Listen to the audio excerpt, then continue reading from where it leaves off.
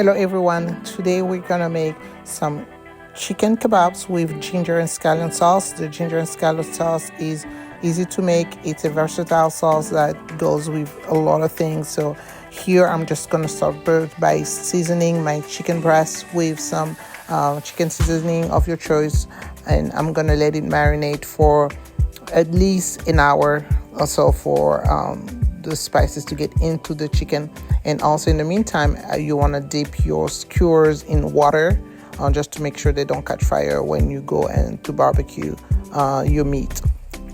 While I put this aside, it's marinating. I'm gonna cut my scallions, or green, also known as green onion. If you don't want the pungent taste of the onion, you can do the white part, but if you don't mind, you can cut the whole scallion. It's really up to you. So while I do that, I also gonna peel and cut my ginger. Ginger, I love ginger because there are so many health benefits to it, but also the taste of ginger in while it's fried, it's very good. You should give it a try. So I'm just gonna go by cutting it, and I'm actually gonna cut it julienne style, if you will, and I'm gonna fry the ginger.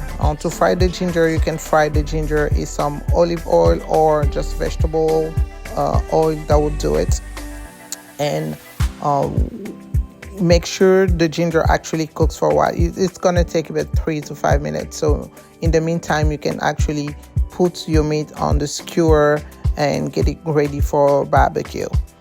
So while I do that, I also want to make sure that when I add my green onions to the ginger, the oil is still hot. So just make sure you time it well, and you will still want to add when the ginger is still sizzling a little bit. And I add the sugar, the salt, and the sesame oil, which is very important. It just gives a very good and nutty taste to the chicken. And there you have it. And I'm just gonna spread that sauce over the chicken. I'm telling you, it's so delicious, and my kids actually love it. Thanks for watching. I'll see you next time. Bye bye.